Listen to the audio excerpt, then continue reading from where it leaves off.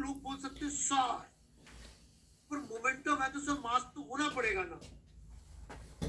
It is like saying कि सब Chinese है तो कुंफू तो आएगी ही सही ना, इंडियन है तो बात बात पे रोता ही होगा ना, बात बात पे नाचता होगा ना। बिलीव मी, बाहर यही सोचते हैं बॉलीवुड देख के। One of the reason I hate Bollywood is because हम इंडिया से बाहर जाओ तो सोचते हैं इसको डांस तो आता ही होगा।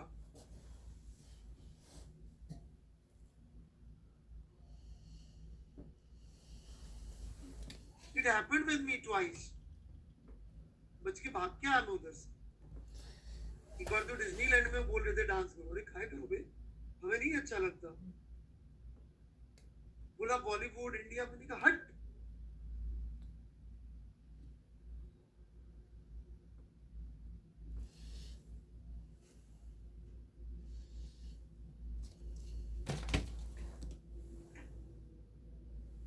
तो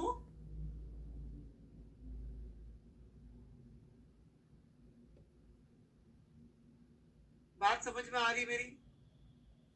तो मोमेंटम होने का अर्थ कतई भी मास होना नहीं है।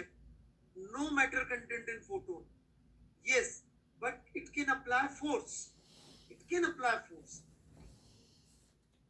तो फोर्स को मोमेंटम से ही देखा जाता है। वो बहुत डीप लेवल की फिजिक्स से मैं वहां नहीं जाऊंगा, ठीक है? बहुत डीप लेवल पे फोर्स को मोमेंटम से ही देखा जाता है।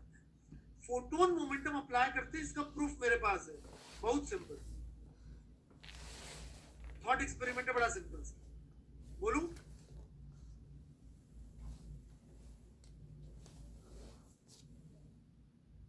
मतलब वन ऑफ द रीजन कि stars like sun etc do not collapse, and when they collapse is simply, collapse क्यों करना चाहिए? इंटेंस ग्रेविटेशनल अट्रैक्शन लग रहा तो खिंचते ही चले जाना चाहिए, राइट?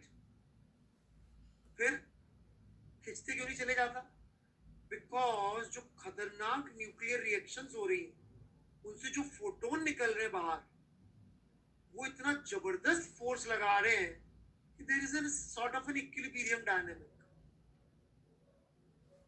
वो intense gravitational pressure is being balanced by radiation force applied by photons, यही वाला।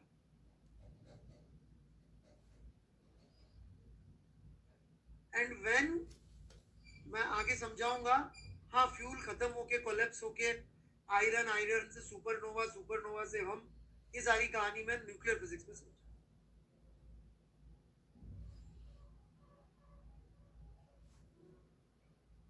ठीक है, पीरियोडिक टेबल आपने पढ़ी जरूर होगी पर समझ में नहीं आई होगी। पीरियोडिक टेबल भी समझाऊंगा कि क्यों आयरन तक के एलिमेंट और आयरन के बाद के एलिमेंट से पीरियोडिक टेबल में खास बात क्या है। Physics is logic of all sciences.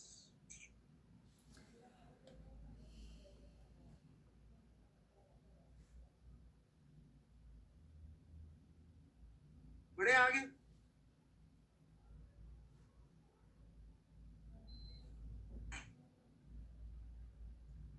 ये क्लियर है कॉन्सेप्ट ऑफ फोटोन? याद रहेगा। मास में कोई बेवकूफ बनाया तो नहीं बनोगे ना। बट रेडिएशन से फोर्स लगता है, क्या लगता है, क्या मैकेनिज्म है, कैसे वो स्पेस टाइम के फैब्रिक को ऐसे कर देता है कि फोर्स लग जाता है, वो सब हमें नहीं चाहिए, ठीक है ना? वो बड़े लोग का बड़ा काम है। भी आपको रुपये पैसे की चाह नहीं हो, जीवन में रिस्क लेनी हो तो फिजिक्स में रिसर्च करें और फिर सीख लें, नहीं तो छोड़।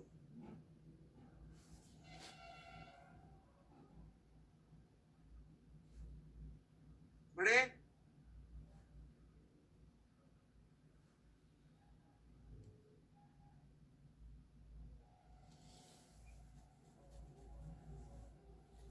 चलिए, डन देन।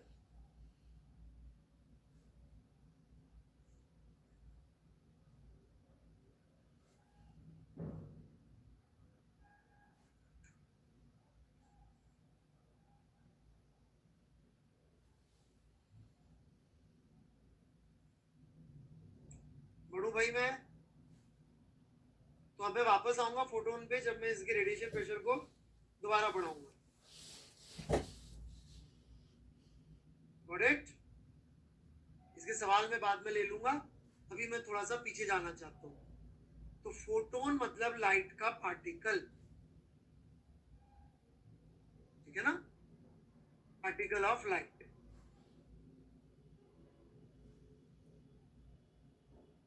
या लाइट के पार्टिकल नेचर को के बारे में बात करना चाहते तो हम फोटोन करके बात करते हैं, ठीक है? लाइट का particle, light particle,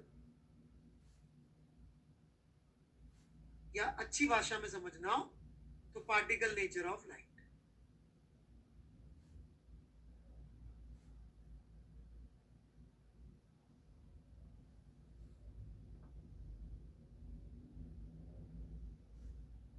got it?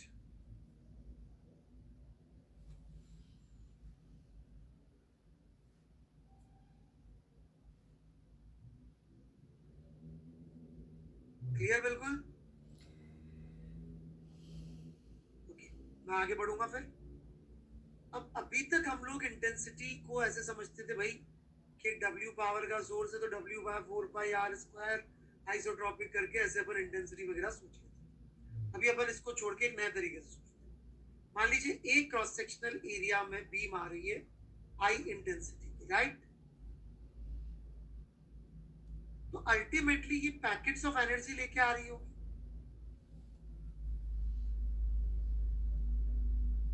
यदि हम बोले n पैकेट पर सेकंड आ रही है,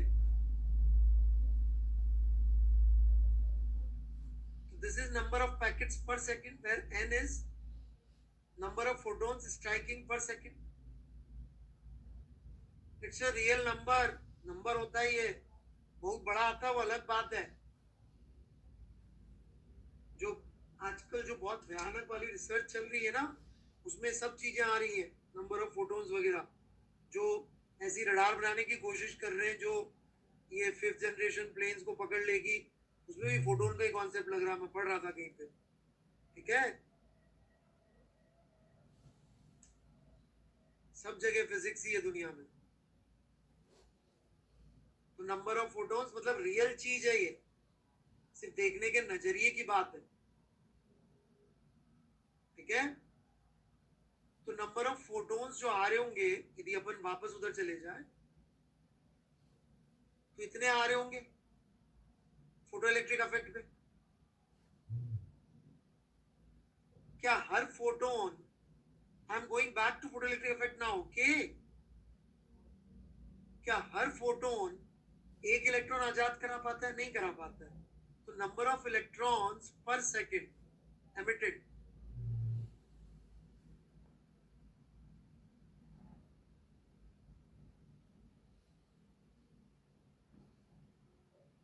इसको फोटो इलेक्ट्रॉन ही बोलते हैं, ठीक है ना? Is equal to eta np, where eta is photoelectric emission efficiency,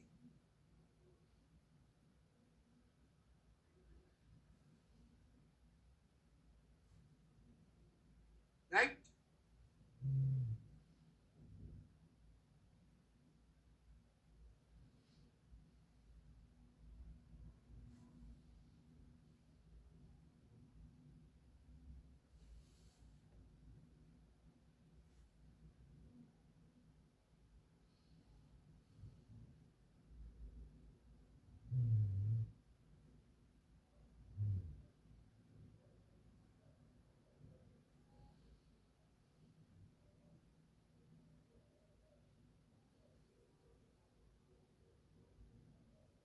ठीक है बच्चों?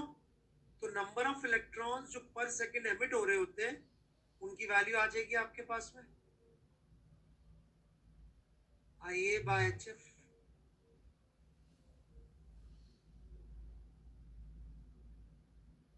right? Which can help us find out current, कितना करंट फ्लो होगा। इस करंट को किसी रीजन से हाई सैचुरेशन बोलते भी समझाऊंगा। That is going to be eta IA by HF into E is charge on one electron, इतना करंट फ्लो होगा।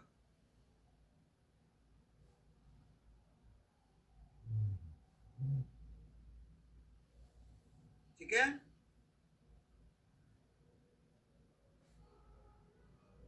साफ साफ दिख रहा है, इंटेंसिटी बढ़ाएंगे तो करंट बढ़ जाएगा, राइट। चौथा वाला रह गया था, आपको याद हो तो, दोनों में सेम प्रेडिक्शन था, दिख रहा है भाई, इंटेंसिटी बढ़ाएंगे तो करंट बढ़ जाएगा, बिल्कुल बढ़ जाएगा, राइट। अब कभी कभी लोग इस तरह की वाहियात बातें करते हुए पाए जाते हैं कि सर इंटेंसिटी बढ़ाने का एक तरीका ये भी तो है कि मैं फ्रीक्वेंसी बढ़ा दूं, यहाँ आके ऐसी बात कर लोग इंटेंसिटी से फ्रीक्वेंसी बढ़ाता हूँ, उससे भी तो बढ़ जाएगी। यार मुझे एक चीज बताओ, तुम्हारे घर में यदि अंधेरा हो रहा हो, थोड़ा सा कम ट्यूबलाइट लगे, तो तुम आके नीले रंग की ट्यूबलाइट लगा दोगे या दो ट्यूबलाइट लगाओगे? What would you do? Let's talk common sense. और फिर यदि मूर्खता पे उतर के आना है तो मैं करता हूँ ना मूर्खता वाली बातें, तो फिर प्लैंक कांस्टेंट को बढ़ा दो ना यार, change your universe to universe जहां बढ़ाओ, किसी ऐसे पैरेलल वर्ल्ड में चले जाओ जब प्लैंक कांस्टेंट बढ़ाओ,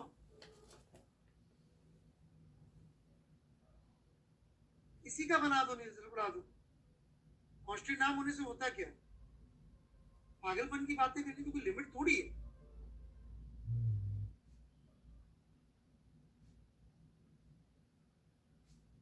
सो लॉजिकल बात तो भैया नंबर ऑफ फोटोन्स बढ़ा दो, अनलेस अदरवाइज स्पेसिफाइड। तो कभी किसी ने इस तरह की मूर्खता करी कि साहब सवाल में लिखा था इंटेंसिटी बढ़ानी है, सब मैंने फ्रीक्वेंसी बढ़ाया, मैं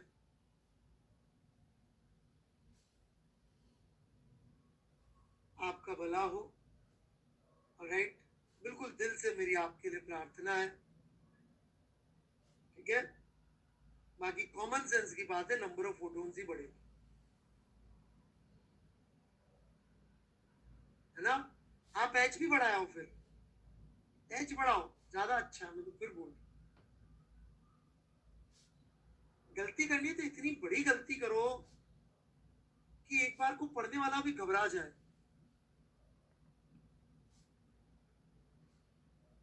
कि मैं कोई लेवल के आदमी से तो बात नहीं कर रहा कहीं,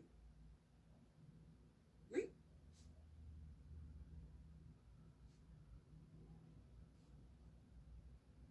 वही कभी अंकल आ जाए तो मैंने बोला भी था ना, पढ़ाई वढ़ाई के बारे में बात करें तो आप स्पेस टाइम फैब्रिक का कर्वेचर, ग्रेविटी की मास की प्रेजेंस की वजह से कैसे चेंज होता है, सर इस पे कैलकुलेशन कर रहा था अंकल, समझ में नहीं आ रहा क्या करूं, आपको समझाता हूं मैं। उठ के चले जाएंगे समोसा छोड़ के, मुंह में समोसा जो होगा ना वो निकाल के रख के चले जाएंगे, पढ़ाई के बारे में तो जिंदगी बात नहीं करेंगे, राइट।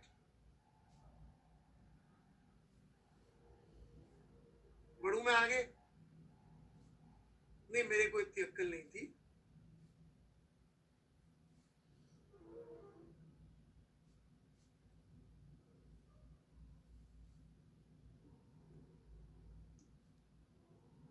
डन है,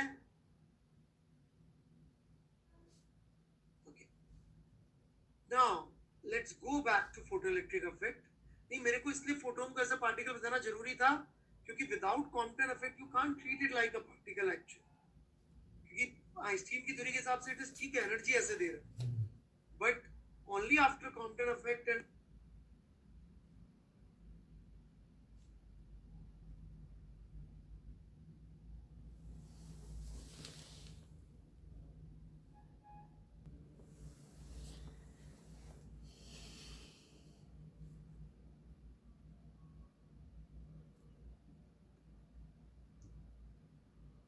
डन है, okay. Now let's go back to photo electric effect. नहीं मेरे को इसलिए फोटोन को ऐसा पार्टिकल बताना जरूरी था क्योंकि without Compton effect you can't treat it like a particle actually, क्योंकि आइंस्टीन की थ्योरी के हिसाब से इट इज ठीक है, एनर्जी ऐसे दे रहा है, but only after Compton effect and this we can say नहीं भैया फोटोन है, इट्स अ पार्टिकल।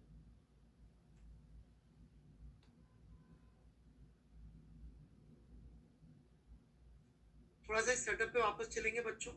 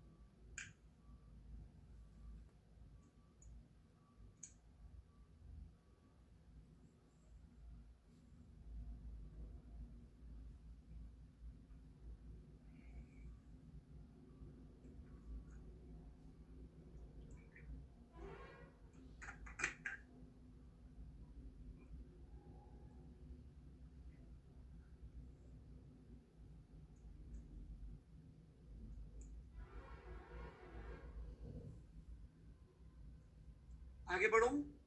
सबको याद है? इसको अपन थोड़ा बहुत वेरी करा सकते हैं, ठीक है ना? अच्छा, ये क्यों लगाया था ये भी याद है? वोल्टेज क्यों लगाया था भाई ऋषिकेश?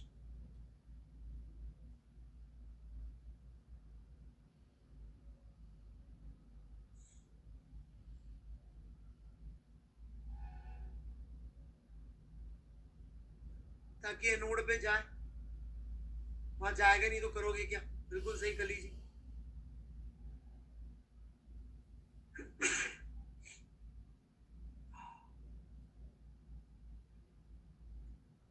तो किसी भी चीज का आप देखेंगे बड़ा इंटरेस्टिंग होता है आजकल, मतलब फिजिक्स में आगे करंट वोल्टेज कैरेक्टरिस्टिक जरूर पढ़ते हैं।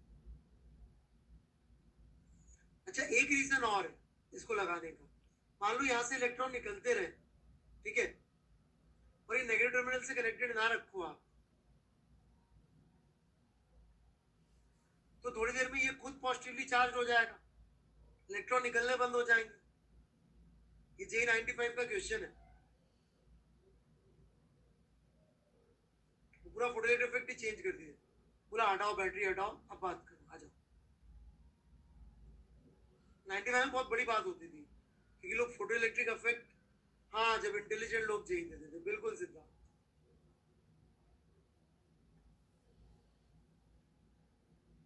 95 वगैरह में जब इंटेलिजेंट लोग जेई देते, पता नहीं मैंने तो कब दिया था, दिया भी था कि नहीं दिया था, लोग तो शक भी करते मुझ पर।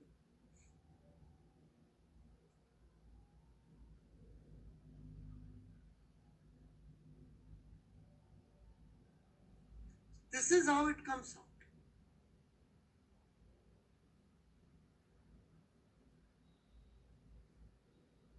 दूंगा J95 में सवाल करिएगा, बहुत 6 सवाल आए थे, 6 के 6 सवाल अपने आप में सेम ऑफ क्वेश्चन। आज भी उनको रिजिड बॉडी का याद होगा आपको, गिरने वाला ब्यूटीफुल क्वेश्चन। ज्योमेट्रिकल ऑप्टिक्स से याद होगा वेरिएबल रिफ्लेक्टिव इंडेक्स वाला ब्यूटीफुल क्वेश्चन। ईएमआई का पता नहीं आप लोगों ने किया कि नहीं किया, शीट में था घूमने वाला और उसमें इंडक्शन लगा रखा था। Again a beautiful question. और किसका बचा है? थर्मोडायनेमिक्स का इजी था, और फ्लूइड वाला भी बड़ा अच्छा सवाल था, 5-6 पार्ट। खैर, तो ऐसी वोल्टेज करंट कैरेक्टरिस्टिक आती है। फिर मैंने थोड़ा गलत बना दिया, अफसोस। अरे यार, माफी चाहता हूँ।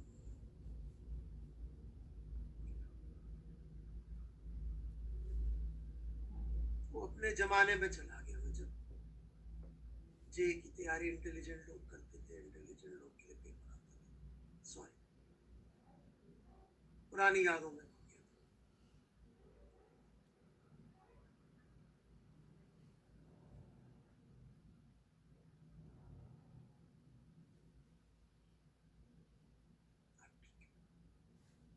हाँ भाई, ये है सिनारियो।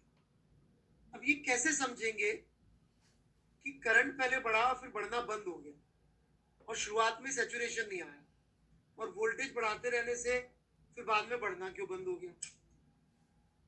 कौन समझाएगा?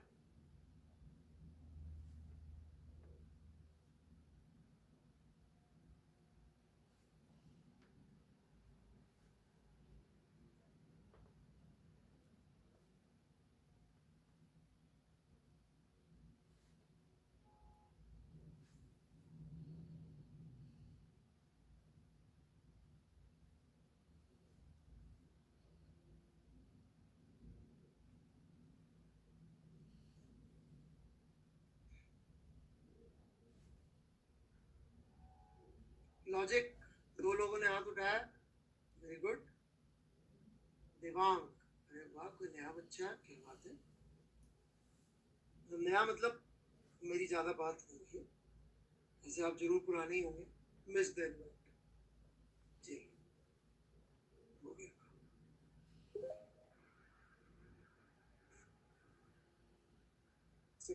हाँ जी। सर, जब नेगेटिव होगा पोटेंशियल तो वो डायरेक्टली इलेक्ट्रॉन्स को रिपेल करेगा, इसलिए वो रुक देंगे। वो तो ठीक है, इस पे अभी बाद में आते, तुम तो इधर से पकड़ो आगे वाली का।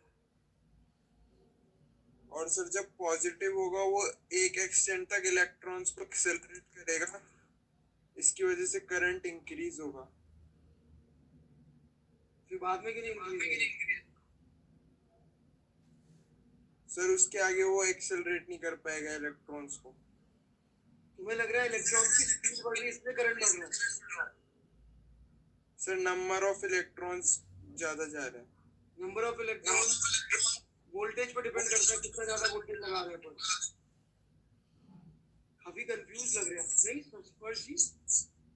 नहीं सर, नंबर ऑफ इलेक्ट्रॉन्स जो निकल रहे हैं वो पर यूनिट टाइम कितनी तेजी से जा रहे हैं ये वोल्टेज पे डिपेंड कर रहा है।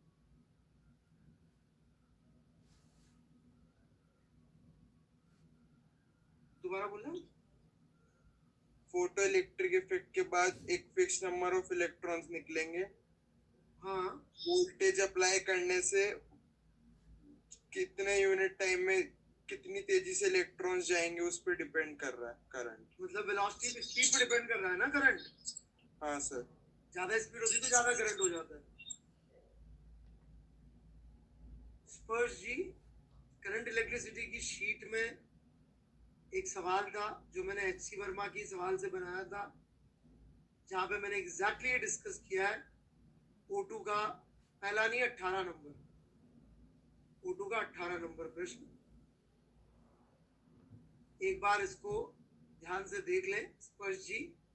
स्पीड का करंट से लेना देना फ्री उसमें नहीं होता है, वो होता है तो उधर होता है मेटल में, बीम में नहीं होता है। ठीक है, एक बार चेक कर ले।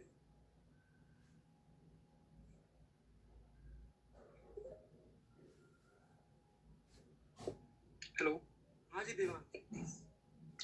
सर आगे जाके इसलिए कांस्टेंट हो जाएगा बिकॉज हमने एनोड पे चार्ज इसलिए लगाया था कि जब एक दो इलेक्ट्रॉन निकलना स्टार्ट करेंगे जो नेगेटिव चार्ज जो स्पेस जो नेगेटिवली चार्ज हो जाएगा उससे रिपेल ना हो और इलेक्ट्रॉन सीधा एनोड के पास आए।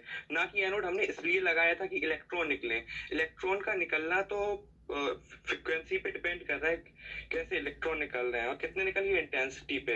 कुछ केवल इसलिए लगा था कि सीधा इलेक्ट्रॉन जो एनोड के पास तक जाएं।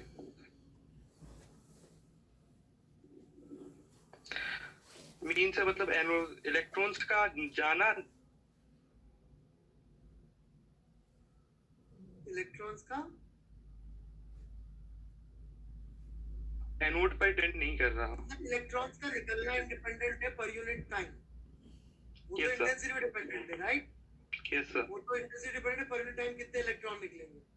लेकिन जो निकलेंगे वो पहुंचेंगे नहीं पहुंचेंगे वो वोल्टेज पे डिपेंडेंट है। यदि सफिशिएंट वोल्टेज लगा दिया तो सारे पहुंचने लग गए, जब सारे ही पहुंचने लग गए तो उससे ज्यादा क्यों बढ़ेगा, right? Once all of them start reaching, current cannot increase further than that. And initially it is increasing because सब पहुंच नहीं रहते। एक इलेक्ट्रॉन निकला ऐसे, एक इलेक्ट्रॉन निकला वैसे, जब आपने अच्छी खासी वोल्टेज लगा दिया तो सब पहुंचने लग गए। Got it? दीपांशु जी को कुछ डाउट है? जिसको समझ में आ गया लिख लेना बच्चों। गुड सर, आवाज आ रही है क्या? हाँ जी सर आवाज आ रही है क्या? हाँ बिल्कुल आ रही है। सर मैं इस चीज को आपने ऊपर जो करंट सिचुएशन का जो फॉर्मूला लिखवाया है उससे मैं बताना चाहता हूँ। मैंने बता दिया भाई सर अभी तो बताया मैंने सब कुछ। यस सर, तो ठीक है। सुन नहीं रहा था क्या बंदा? तो फिर ठीक है। ये हैंड रेस करने से वॉइस साउंड आनी बंद हो जाती है क्या? दिमाग प्रोसेसिंग बंद कर देता है बे। सुधर जाओ।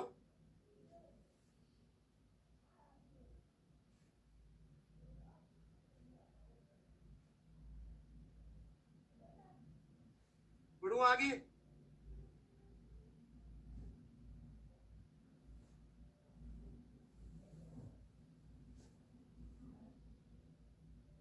मैं सुना रहा था, मैं कुछ बोल रहा था। वाह क्या कविता है। मैं सुना रहा था, मैं कुछ बोल रहा था, न कोई सुनने वाला था, न कोई कुछ कहने वाला था। इसका मतलब मैं एक पागल खाने में था।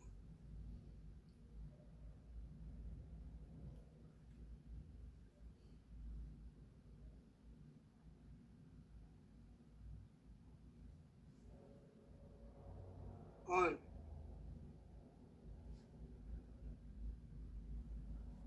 बड़े आगे, अरे दीपांशु जी नाराज मत हुई यार, थोड़ा सा बूढ़े मार लेते बीच में।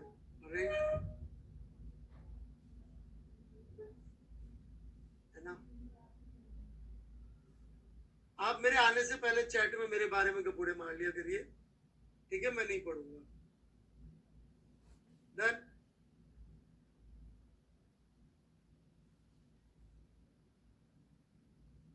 अरे झूठ नहीं बोल रहा ना, नहीं पढ़ूंगा आपसे।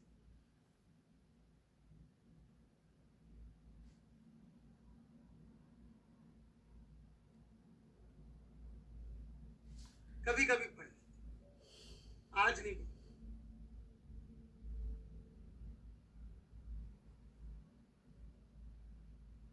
मैं बढ़ू आगे, समझ में आ गया ग्राफ इसके आगे का बच्चों?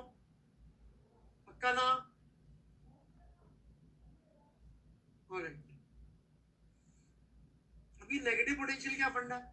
मान लो आपने इलेक्ट्रिक फील्ड की जैसे फोर्स ही उल्टा लगा दिया, तो जो बेचारे निकल रहे थे वो भी नहीं पहुंचेंगे, करंट कम होता जाएगा, और एक ऐसा वोल्टेज आएगा जो थ्योरेटिकली कोई नहीं पहुंच सकता, राइट? तो ये किसको रिप्रेजेंट करेगा? ये रिप्रेजेंट करेगा के मैक्स को।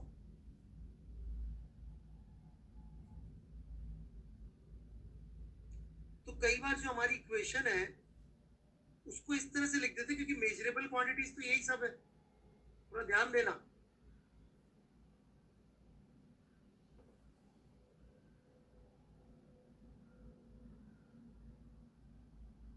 देखो, वी स्टॉप मेजरेबल है, फ्रीक्वेंसी जो डाल रहे हो मेजरेबल है, और थ्रेशोल्ड फ्रीक्वेंसी भी आपने फ्रीक्वेंसी वेरी कर करके नाप के निकाली होगी।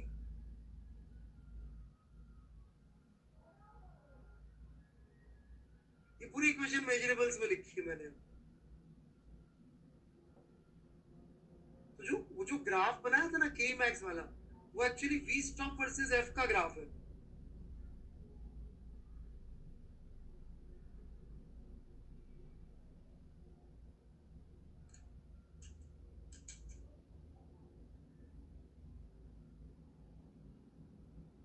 ठीक है,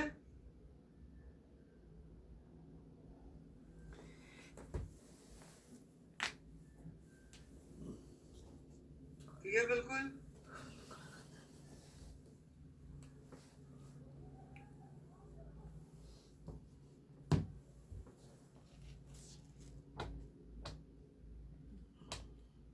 अरे नहीं है यार, कॉनकेव अब यार, थोड़ा बहुत हाथ इधर उधर क्या हो जाए, कॉनकेव अब हट, ऐसा ही है।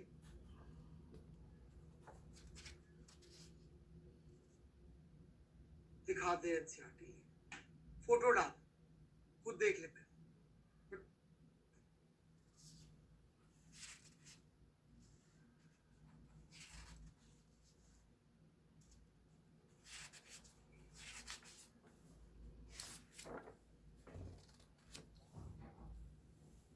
बढ़े आगे।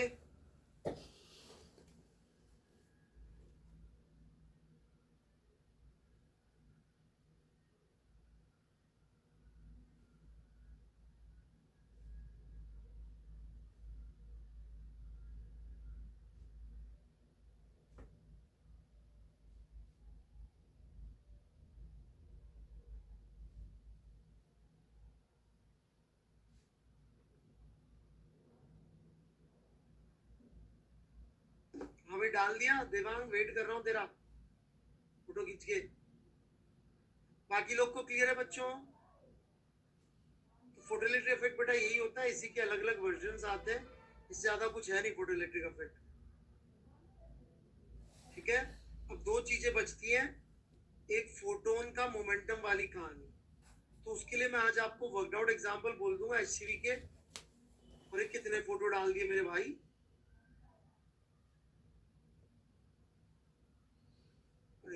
कॉनकेव अपवर्ड कैसे हुआ?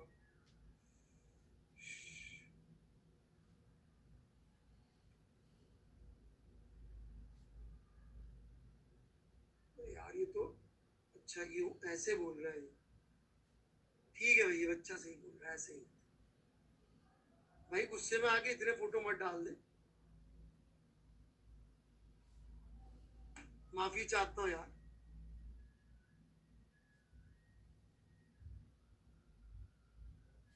डर लग रहा है भाई मेरे को, क्योंकि वो एक्सपेरिमेंटल ग्राफ है, वैसे ही मैं इतना ध्यान नहीं देता। तो थ्योरी से आता नहीं है ये, आता भी तो थ्योरी इतनी खतरनाक है कि लोड देने की जरूरत नहीं है जिंदगी में। हाँ भाई ऐसा ही है, बिल्कुल मिस्टेक था मेरा, मुझसे बनता नहीं आज। मुझे लगा नाराज हो गया देवांग, जब से यूट्यूब वगैरह पे आया हूँ डर के रहना पड़ता है भाई लोगों से। किस किस जमाने के लोग कहाँ का गुस्सा निकालते हैं।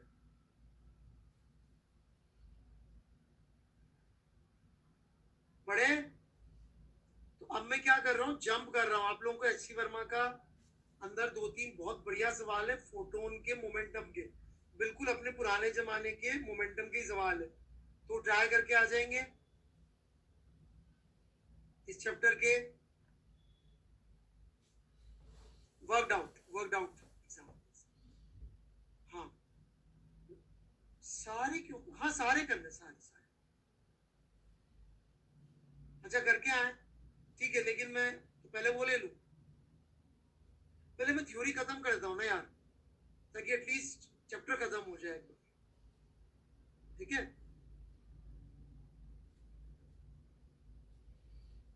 ये तो समझ में आ गया होगा सबको कि भाई मोमेंटम है, बस खत्म बात। और इसका थ्योरेटिकल प्रूफ क्रॉम्पटन ने एक्सपेरिमेंटल प्रूफ दिया था, थ्योरी में अभी ट्रू। ठीक है, इसको डन। अब बात आती है एक प्रिंस की। काउंट, काउंट मतलब वहां प्रिंस होता है फ्रांस में। विक्टर लुई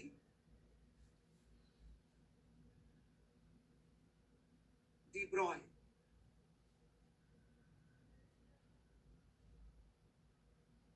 ठीक है, इसको डी ब्रॉय प्रोनाउंस करते हैं। ठीक है, मतलब वैसे वाले होते हैं ना जो लोग, मतलब जिनके सर्दी का घर अलग, शिकार का लिए अलग जगह, समझे मेरी बात। पेरिस में आए तो अलग से अपार्टमेंट।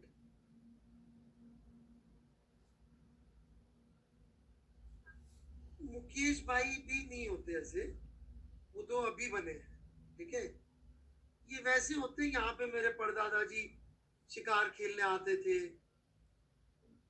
समझ रहे हो। वो महल मेरे लक्कड़ दादा ने बनवाया था, जितनी दूर जमीन दिख रही है वो हमारी है।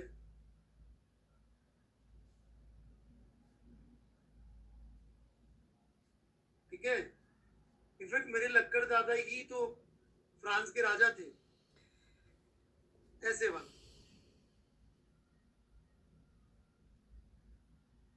वो तो फिर रेवोल्यूशन हो गया, इसलिए अब इतनी गरीबी में रह रहे हैं, सिर्फ हमारे 6 ही घर बचे हैं।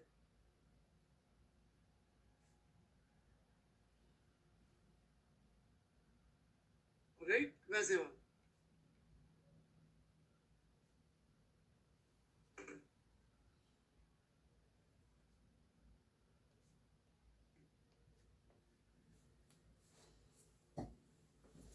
हर घर में 15 सर्वेंट है ऑन द एवरेज।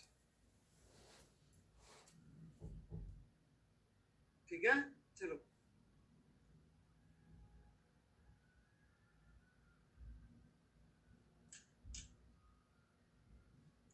यार मैं तो सच्ची मुच्ची में गरीब वाली चीजें, मेरे को क्यों एग्जाम्पल ले रहे हैं, कहाँ ये कहाँ मैं, तुम भी आता। तो इन्होंने बोला मैं पीएचडी करूंगा, मैंने कहानी सुना रखी है, जल्दी से बोल देता हूँ। तो इन्होंने पीएचडी करी, 8-10 पेज की थीसिस लिख के पकड़ा दी, प्रॉफ परेशान हो गया, उसने आइंस्टीन को भेजा, आइंस्टीन खुश हो गया, ऐसे करके कहानी मैंने सुना रखी, आप सबने अटेंड कर रखी, ठीक है। इनका हाइपोथेसिस क्या था वो इंटरेस्टिंग है, वो लोग समझते नहीं है, एटलीस्ट उसका प्रेजेंट इंटरप्रिटेशन लोग नहीं समझते। इनका जो था वो था, उससे कोई मतलब नहीं। इनका हाइपोथेसिस था मैटर वेव का, और यहां कहानी होती है सबसे ज्यादा इंटरेस्टिंग, है ना। इनका हाइपोथेसिस कुछ तरह का था कि सिंस नेचर इज सिमेट्रिक, देखो एक तो याद रख लेना, जैसे ही कोई बोले ना नेचर वर्ड फिजिसिस्ट, उसके आगे ना मतलब दिमाग को बिल्कुल बंद कर लेना और ऐसे हाथ जोड़ लेना, ठीक है। अब बाबा लेवल की बातें आ रही है, अब अपन को बिल्कुल भी इसका यूज नहीं करना है। जैसे वो फॉर्मेट वो बोला था अपना फॉर्मेट, सिंस नेचर इज, वो क्या बोलते हैं, इकोनॉमिकल, तो दिमाग नहीं लगाने होगा। लेंस बोला नेचर अबोर्स, बिल्कुल नहीं। बड़ा आदमी नेचर और वो लॉ है फिजिक्स किताबों में, तो मतलब वो फिर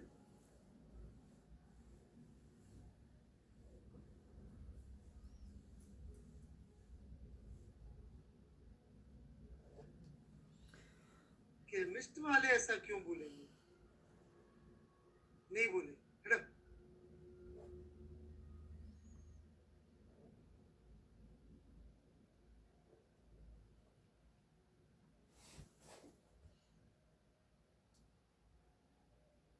बड़े तो since nature is symmetric and light has particle nature, so या wave has particle nature, so particle must have wave nature. Basically आप इधर देखिए, अपन ने निकाला था P is equal to E by C, E को आप लिख दो hc by lambda, और इसको कर दो आप cross multiply, and done. Physics में नोबेल प्राइज, आइंस्टीन गोद ले लिया आपको।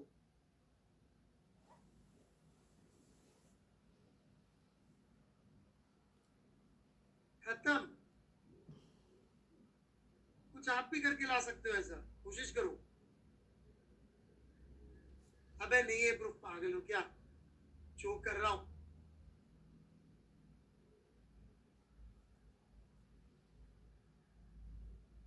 बेवकूफों को ऐसा लगता है कि क्रॉस मल्टीप्लाई करके आ जाता है ये।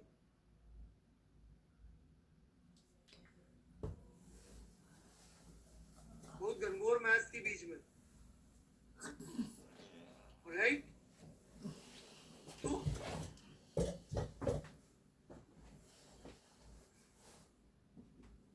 बन गए का क्या मतलब है Prashant, what do you mean by बन गए?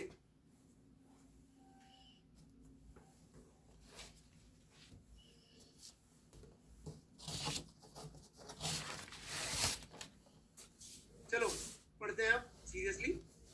तो इसका मतलब क्या है? कई लोग इसका मतलब कुछ गलत गलत समझते, पहले वो बता दो।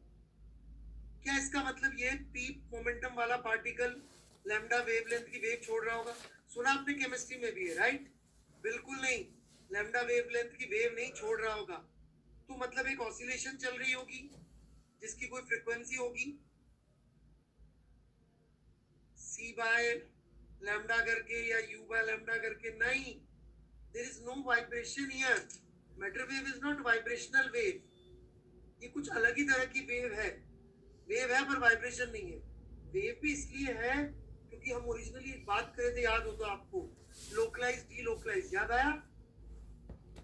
तो प्रोबेबिलिटी की वेव, और वेव भी मतलब स्टैंडिंग वेव टाइप की वेव है, कहीं आ जा नहीं रही है ये। तो ये क्या कह रहा है कि मैटर जो है वो डीलोकलाइज्ड है, like standing wave of wavelength h by p। ये तो एनसीईआरटी का सवाल है कि मैटर वेव की फ्रीक्वेंसी क्या होती है। उन्होंने आंसर में दे रखा है गधे फ्रीक्वेंसी नहीं होती, तो गधे नहीं लिखा उन्होंने, इज्जत वाली भाषा में लिख रखा है, बट एसेंशियली उसका मतलब यही है।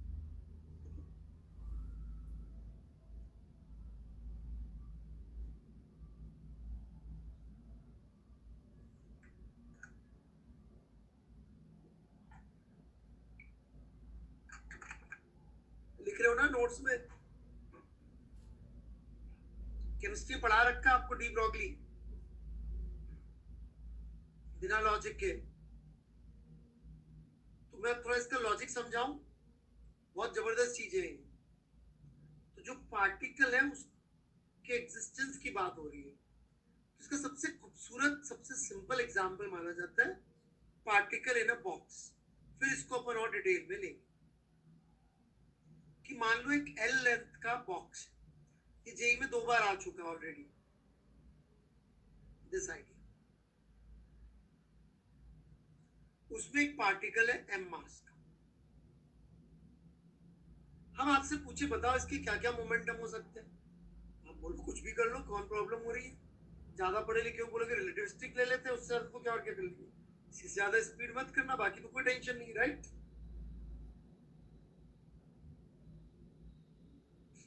थोड़ा आइंस्टीन के रट्टे मान लोगे तो इतनी बात करोगे ना।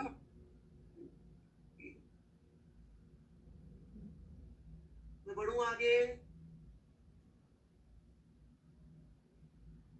पर यदि अपन मैटर का वेव नेचर भी अकाउंट में ले या कंप्लीट नेचर अकाउंट में ले, तो वो क्या कहता है कि भाई यहाँ इसके होने की प्रोबेबिलिटी, इसके बाहर होने की प्रोबेबिलिटी 0 है।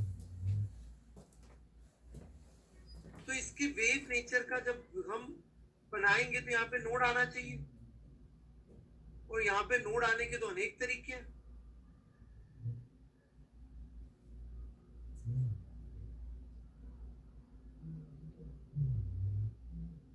ये भी एक तरीका है, ये भी ओरिजिनल वाला एक तरीका है, मतलब बाहर एग्जिस्ट नहीं करना चाहिए। तो इसका probability distribution curve standing wave जैसा बनता है। अपन यहाँ 1D में ले रहे हैं, वहां 3D में बनता है, बस अंतर इतना सा है। बहुत घनघोर मैथ्स लगती है बिल्कुल जिंदगी, मतलब मजा आ जाता है। ये एक्चुअली मैं श्रोडिंजर के आइडिया को भी यहाँ पे बिना इक्वेशन लिख के अप्लाई कर रहा हूँ, और इन सबको चुरा के ले गया था इन सबका मतलब क्या फादर वर्नर हाइजेनबर्ग, ठीक है? वो गॉड लेवल आदमी था, मतलब जबरदस्त। तो यहाँ पे क्या हो जाएगा,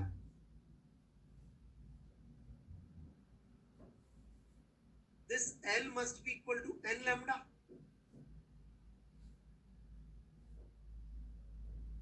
right, by 2। यहाँ पुट कर दो, L becomes n by 2 h by p या mu। mu भी लिखना अच्छा नहीं लगता क्योंकि रिलेटिविस्टिक हो जाती है कहानी, तो अपन तो p लिख देते ज्यादा अच्छा है। तो nh by 2l। तो इस तरह के मोमेंटम ये ले सकता है, सारे मोमेंटम नहीं ले सकता। प्रैक्टिकली हमें ये इसलिए नहीं देखने को मिलता क्योंकि ये h by 2l का आ रहा है मल्टीपल, और प्लैंक्स कांस्टेंट आपको पता हो तो 10⁻⁻34 में रहता है ये, राइट? तो जो 10⁻⁻34 के क्वांटाइज्ड इंक्रीमेंट होंगे उसको नाप पाना कोई मतलब नहीं है, इसलिए इस बारे में बात नहीं होती है नॉर्मल दुनिया में। लेकिन जब अपन इलेक्ट्रॉन वगैरह पे जाते हैं जहाँ पे मास खुद 10⁻⁻30 में चलता है और एल भी छोटा हो जाता है और स्पीड भी बढ़िया हो जाती है, फिर बहुत मजा आता है।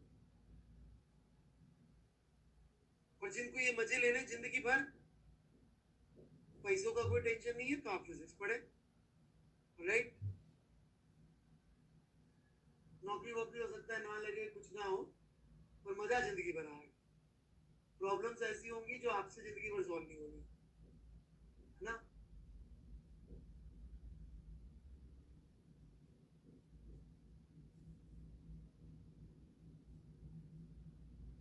भाई अभी कहना बहुत आसान है, पैसे नहीं मिलेंगे, बाद में बहुत तकलीफ होती है। सो रिमेम्बर, है ना। मैं तो किसी को भी फंडिंग नहीं है, मेरी बात हो रही है आजकल, बहुत सारे मेरे दोनों 3-4 स्टूडेंट है मेरे रिसर्च में, फंडिंग का बहुत प्रॉब्लम है प्योर साइंसेस। एक को तो इनफैक्ट मैं ही बोल रहा था यार, बता था सर मैं जहाँ रहता हूँ ना उसके बगल में अमेजन का हेडक्वार्टर है और क्या नाम से माइक्रोसॉफ्ट का, मेरे से आधा काम करके 5-5, 6-6 गुना पैसे मिल रहे उधर लोगों को, बताओ क्या करूं। मैंने तो कहा जो उधर कोई काम कर रही हो उसके साथ घर बसा ले। बोला सर ऐसे थोड़ी होता है। मैं उसको बोलूं मेरा दिल अच्छा है, मैं फिजिक्स सोचूंगा और तू कमा के ला।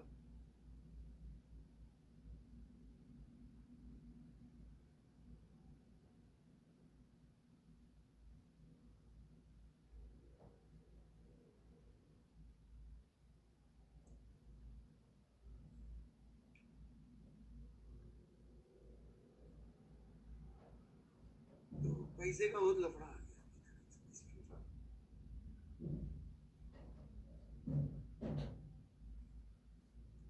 बड़े आगे यदि इसका मजा लेना है आपको तो वो इलेक्ट्रॉन वगैरह पे इसका मजा बहुत जबरदस्त दिखता है। बट ये बात तो समझ में आ गई होगी सबको कि वो सब जगह डिस्ट्रीब्यूटेड है, ठीक है। मतलब उसकी यहाँ मिलने की प्रोबेबिलिटी हाई, यहाँ मिलने की प्रोबेबिलिटी हाई। ये एक्चुअली ऊपर जाता है क्योंकि वो स्क्वायर का फंक्शन बनता है। ये ना यहाँ पे लो नहीं है, हाई है, यहाँ 0 है प्रोबेबिलिटी। और इसको पीछे जाके ना ब्लैक बॉडी रेडिएशन पे भी लगा सकते हैं, क्योंकि ब्लैक बॉडी भी आपको असली वाली ब्लैक बॉडी याद हो। जैसे कुछ बच्चे तो मुझे बता रहे थे हमें ऐसा पढ़ा दिया गया था सब ब्लैक बॉडी होती नहीं है, जबकि आपको पता होगा ब्लैक बॉडी होती है। कोई भी क्लोज वो ले लो, राइट। तो उसमें भी ये एचएफ का फंडा बड़ा बढ़िया दिखता है। एचएफ का फंडा उसमें भी लग जाता है मस्त। और वो जो प्लैंक सोच रहा था ना कि पूरी की पूरी मैथ्स है, वो मस्त फिजिक्स बन जाती है, जबरदस्त ब्यूटीफुल।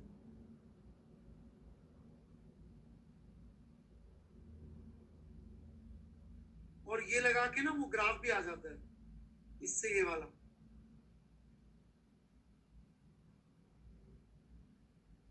ठीक है, पर ऐसा मत करना, नहीं तो रुपये पैसे नहीं मिलेंगे।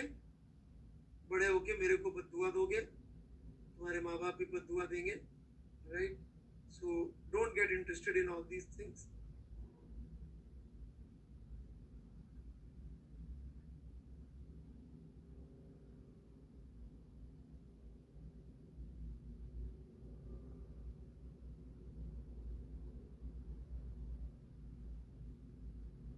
पूछना है हमें करता था यार, पर बात करके मतलब कि नहीं, मैं क्लियर कर बता रहा हूँ। मतलब बहुत फाइट बहुत ज्यादा है, बहुत ज्यादा। पोजीशंस कम है और लोग ज्यादा है, इस वजह से रिसर्च में फंडिंग नहीं आ रही आजकल दुनिया में।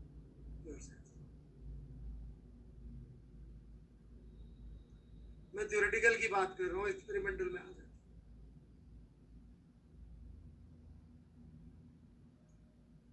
उसमें तो क्या बताया थे, देखो अपन क्वांटम कंप्यूटर बना देंगे, फिर आप दुनिया के सारे सिक्योरिटी कोड तोड़ सकते हो। मजा आ जाएगी।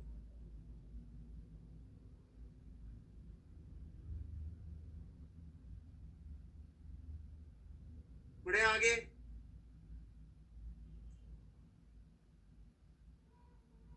चलो, ये क्लियर है। इसके मैं थोड़े से और एग्जांपल ले रहा हूँ अच्छे अच्छे।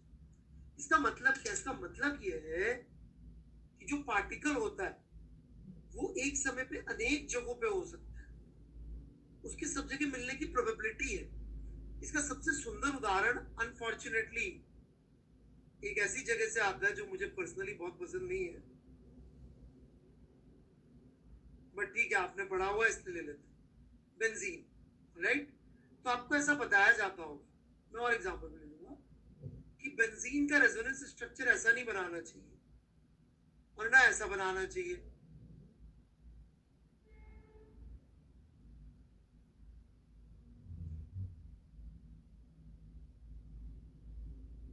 क्यों? उनका वो मिक्सचर करके हाइब्रिड होता है, ये होता है, वो सिर्फ बोल पाते हैं। उसका मतलब समझा रहा हूं मैं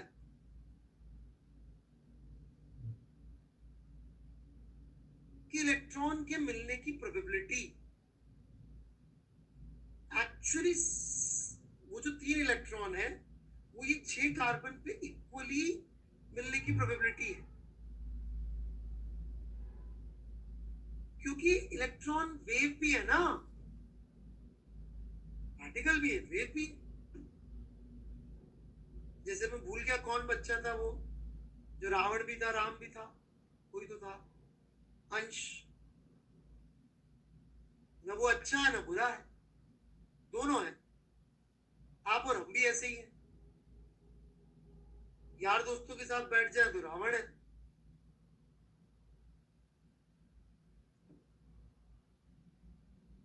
पिताजी के सामने, ताया जी के सामने बैठ जाए तो बिल्कुल राम है, श्रवण कुमार है, राइट। अच्छा, इसमें कुछ अपन ऐसा वाला चीज लगा देते हैं, उसको आर आर करके कुछ बोलते हैं ना, तो क्या करता है, प्रोबेबिलिटी ऑफ इलेक्ट्रॉन मिलने की ज्योमेट्री चेंज कर देता है। तो कहीं बढ़ जाती है इलेक्ट्रॉन मिलने की प्रोबेबिलिटी, कहीं घट जाती है।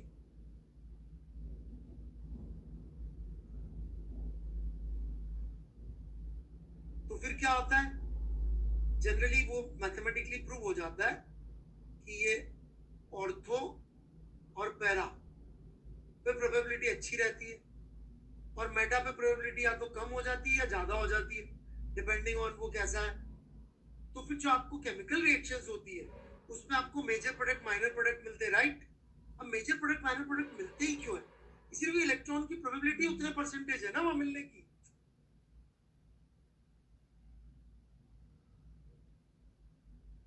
मान लो यहां मिलने की प्रोबेबिलिटी है इलेक्ट्रॉन्स की ऑर्थो पैरा पे 92% और मेटा पे मिलने की प्रोबेबिलिटी 8%। तो केमिकल रिएक्शन ऐसी ही होगी ना भाई मेरे, कि माइनर प्रोडक्ट मिलेगा।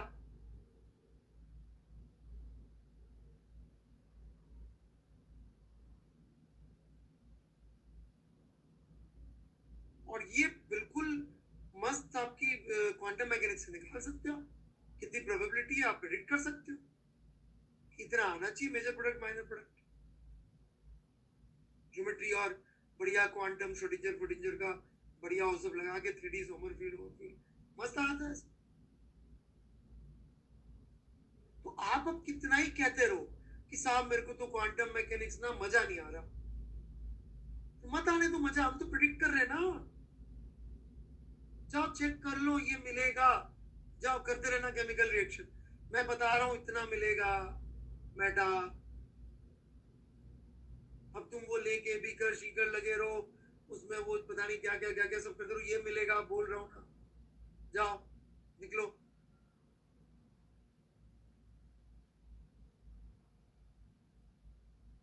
समझ में आई बात? ये आप, अच्छा क्या आप ये बता सकते हो कौन सा वाला मेटा बनाएगा? नहीं बता सकते, क्योंकि तो प्रोबेबिलिटी की बात है।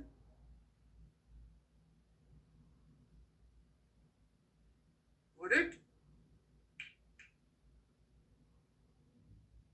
इसी का एक और जबरदस्त एग्जाम्पल होता है रेडियो एक्टिविटी। रेडियो एक्टिविटी पढ़ ली ना आपने फिजिकल केमिस्ट्री में।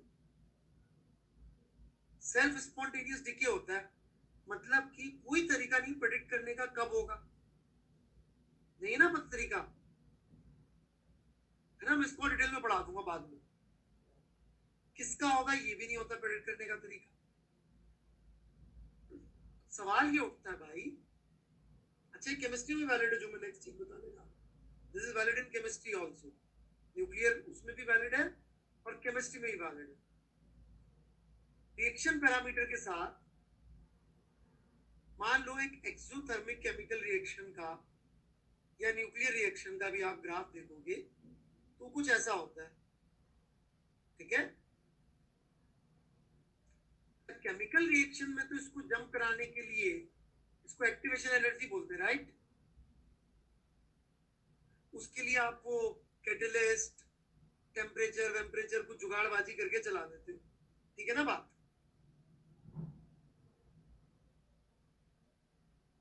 बट न्यूक्लियर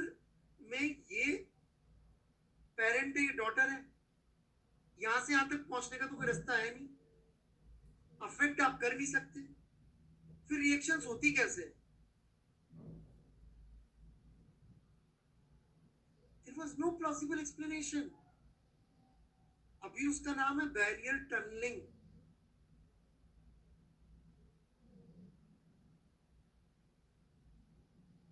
देखो भाई, जो भी आपके न्यूक्लियस के अंदर के सामान है, उनके इस एनर्जी पर यहां होने की प्रोबेबिलिटी बहुत हाई है, एग्रीड, पर थोड़ी सी प्रोबेबिलिटी यहां पे भी होने की।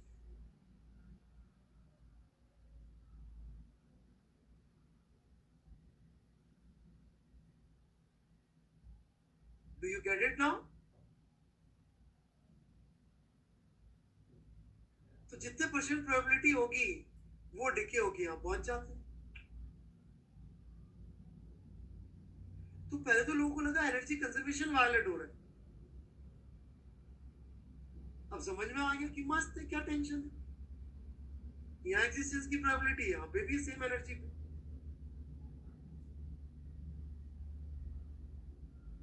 Not very different from the ortho parameter thing, same structure, उसमें भी एग्जिस्ट करता है और इसमें भी एग्जिस्ट करता है विद सम प्रोबेबिलिटी।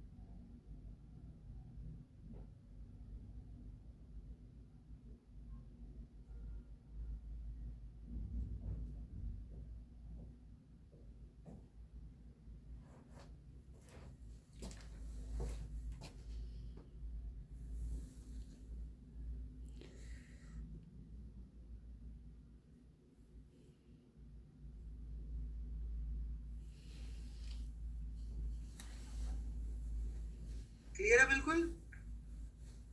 तो अनेक जगहों पे इसके आपको तो ये मिल जाएंगे। सेमीकंडक्टर बिना क्वांटम मैकेनिक्स नहीं समझा सकते, उसमें बैरियर टनलिंग होती है।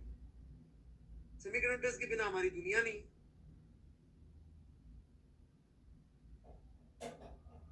चिप्स की शॉर्टेज हो गई, गाड़ियां बिकनी बंद हो गई।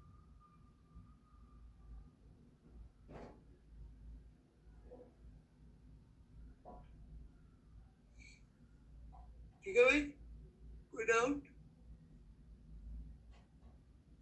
तो ये सब कॉन्सिक्वेंस है डी ब्रॉगली, हाइजेनबर्ग, श्रोडिंगर, इनकी भले लड़ाई थी एक दूसरे पर, अल्टीमेटली वहां से सारी चीजें निकल के आ जाती है कि मैटर का वेव नेचर भी होता है। वेव नेचर का मतलब है वो एक समय पर अनेक जगहों पर उसके पाए जाने की प्रोबेबिलिटी है। आपको वो सुन के कितना ही बुरा लगे, पर फिजिक्स आपको अच्छा बुरा लगने के हिसाब से अनफॉर्चुनेटली नहीं बनाई गई। जब मेरे को फील नहीं आ रही तो भाई तो अपनी फील को दिल में रख और सवाल कर।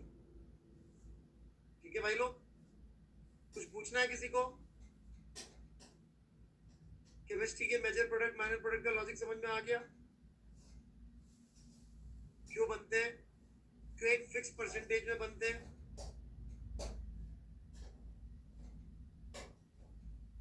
ये अल्फा पार्टिकल के एमिशन में this is the only plausible explanation barrier tunneling की प्रोबेबिलिटी दोनों जगह एग्जिस्टेशन की होती है। सिंपल तरीका ये है डिस्कस करने का।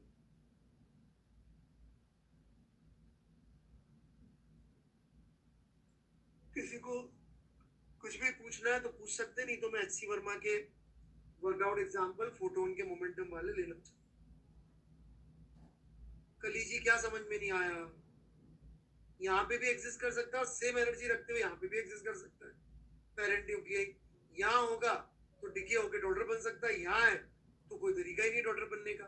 इसलिए रेडियो एक्टिव एलिमेंट की हाफ लाइफ होती है कुछ 5000 साल, 1000 साल, क्योंकि 99.9999% तो यही रहते हैं। जो 0.0001% इसमें रहते हैं वो डिके हो जाते हैं, फिर जो बचे उसमें फिर कुछ की प्रोबेबिलिटी होती है। बीसी पे आ जाओ।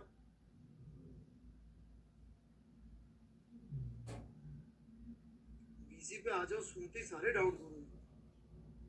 कितना डेंजर आदमी है यार, मैं सच में सुधरना चाहता हूँ।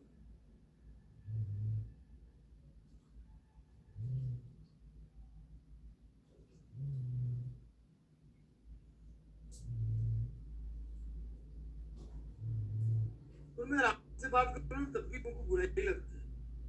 इतना लॉजिक पे चलता हूँ, लोग कहते हैं यार लॉजिक से क्या करना है, दिल से ले ना बात। तो फिजिक्स में दिल की बात नहीं होती, दिल से फिजिक्स नहीं हो सकती। सच में आएगा, कौन आएगा सच में? कली क्या बोल रही है, कहीं नहीं आता बैरियर टनलिंग। अच्छा आ गया, वो वाय था।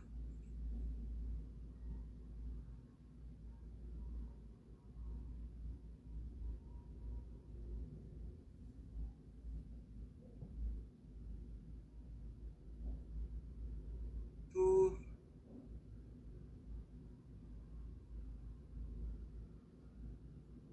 यहां से शुरू कर ले।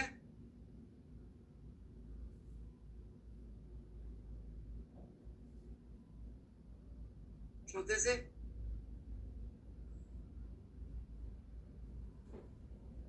इसको स्टैंडर्ड रूल बना के भी लोगों ने इस पे बहुत रिसर्च कर रखी है। मेरे को थोड़ा सा डाउट है कि जिस भी लोगों पे फॉर्मूले बना के लोग रिसर्च कर लेते हैं, आईआईटी के प्रोफेसर लोग अभी तक भी उनको हरा ही रहे, राइट। तो मेरी इच्छा नहीं है कि मैं फॉर्मूले बता के इन सबको पे काम करूं। आपको फॉर्मूले वगैरह जानने, आप पढ़ लेना, जिससे आपसे कोचिंग वाले सवाल फास्ट सॉल्व हो जाएंगे, राइट। और इम्पोर्टेंट कोचिंग वाले सवाल ही फास्ट सॉल्व हो। जेई तो क्या है, एक बार देना, राइट। कोचिंग में तो रोज तैयारी करनी है, सही है कि नहीं? तैयारी जल्दी हो ज्यादा जरूरी है, सही हो बिल्कुल जरूरी नहीं है।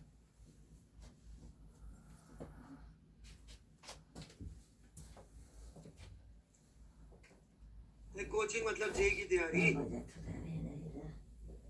चलो तैयारी फास्ट होनी चाहिए। जो काम अपन को 100 बार करना है वो फास्ट होना चाहिए। एक बार करने वाला गलत हो जाए क्या फर्क पड़ता है? तो मैं थोड़ा सा ओल्ड फैशन हूँ इसको।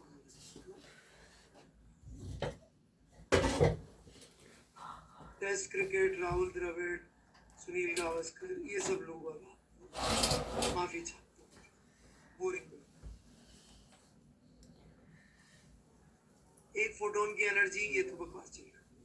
Force A light beam on the surface, तो बीम आ रही है परफेक्टली एब्जॉर्बिंग सरफेस पे, 10 वॉट जाके गिरा। तो ये मोमेंटम ऑफ ईच फोटोन लिख लिया अपन ने, नंबर ऑफ फोटोन फॉलिंग पर सेकेंड, ये इससे निकाल लिया। एन से एन ऊपर निकाल रखा था अपन पर सेकेंड। तो यदि एक पार्टिकल आ रहा है h बाय लैम्डा मोमेंटम लेके, डेल्टा टी में एन डेल्टा टी आए, तो इतना मोमेंटम इंपार्ट किया होगा, दैट इज इंपल्स। डेल्टा से डेल्टा टी काट दो, ये आ जाता है, ठीक है।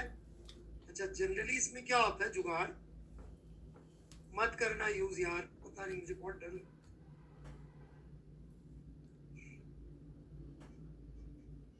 Intensity into area divided by hc by lambda कर दो आप, तो इससे आपका फोर्स का फॉर्मूला सा बन जाता है। क्या IA लैम्डा से लैम्डा कट गया, h कट गया, IA बाय c। तो आपको यूज करना, यूज कर लीजिए। मैं थोड़ा सा बार बार कह रहा हूँ ना, T20 अपन को समझ में नहीं आ रहा, ना जिंदगी का, ना फिजिक्स का, ना क्रिकेट का, ना फिजिक्स का, ना जिंदगी, ठीक है।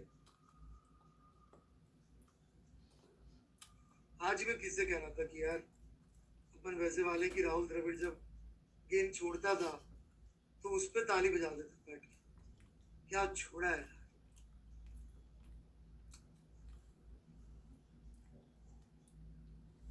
ठीक है भाई, बढ़ू।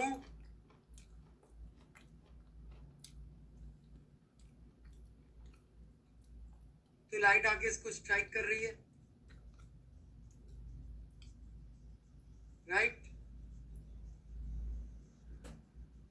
थीटा कितना डिफ्लेक्ट होगा? अब यहाँ पे सीधे सीधे जो है आप देखेंगे कि W बाय सी करके फोर्स लिख दिया। W बाय सी यहीं से आ गया ना, फोर्स।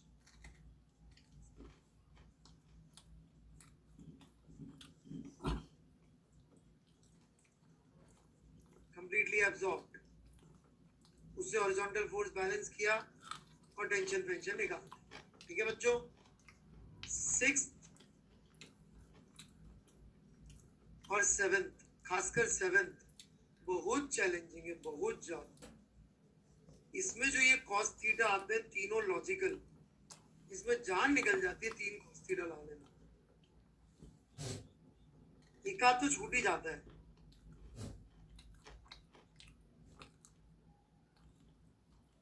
तो इसकी मैं आपको आइडिया दे देता हूँ, फिर से एक बार ट्राई करना। देखो भाई, 3 कॉस थीटा के पीछे की कहानी। नंबर 1, आया इधर चला गया, तो जो डेल्टा पी वाली कहानी हुई वो तो ऐसी वाली हुई, राइट? मतलब फोर्स जो एक की वजह से लगा इधर लगा, इसमें एक कॉस थीटा आएगा, चेंज ऑफ मोमेंटम। लेकिन ये जो फोर्स ऐसे लगा, इसका एक नेट कंपोनेंट इधर आएगा, ये दूसरा कॉस थीटा है। तीसरा कॉस थीटा उस बात का है कि ये बीम के सामने यदि मैं ऐसा एरिया रख दूं स्ट्रिप, तो क्या मैं ये एरिया लिखूंगा क्या? इनफैक्ट आप लोगों को याद हो तो मैंने आपको बताया भी था कि power received is IA dot C cap, याद है?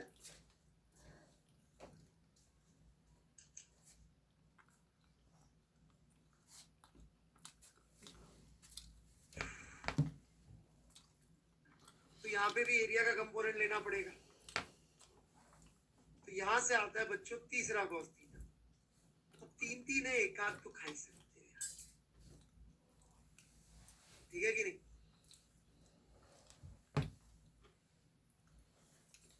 चलता है यार, छोटे बच्चे हो आप बेचारे, नन्हे मुन्ने, नॉर्मल से।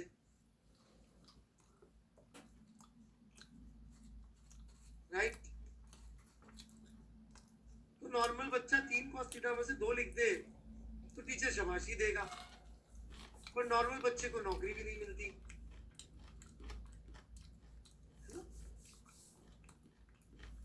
प्लीज बी अब नॉर्मल।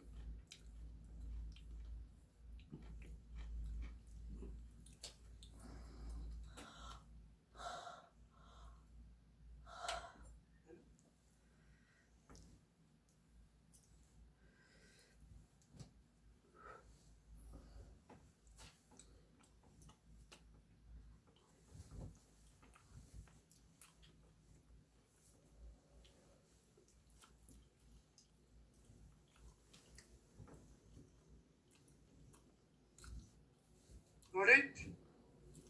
Homework पूरा chapter, finish the chapter, complete chapter 42। Sheet अभी दे दूंगा, हाँ, ऑल एक्सरसाइजेस वेव ऑप्टिक्स की शीट के अपलोड कर रहे सोल्यूशन, अभी का अभी बोल देता हूँ।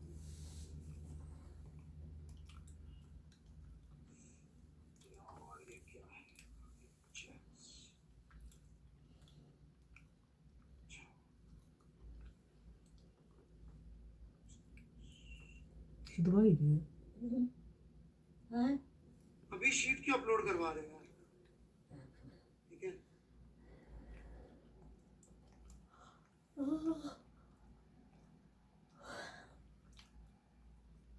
चलो done then, bye bye, love you everyone, love you, enjoy.